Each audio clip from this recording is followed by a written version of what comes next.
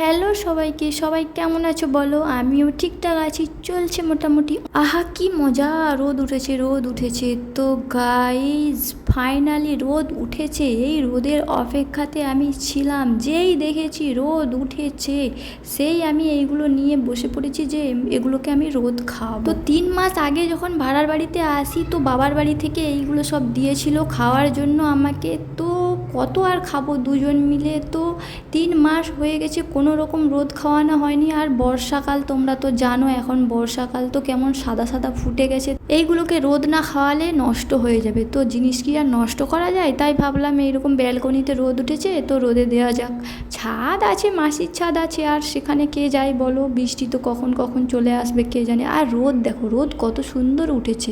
আর দেখো এই জানালা থেকে যদি আমার একবার যদি বাসনটা পড়ে যায় তো আমার জিনিসগুলো পুরো নষ্ট হয়ে যাবে, একদম শেষ হয়ে যাবে। তো আজকের মতো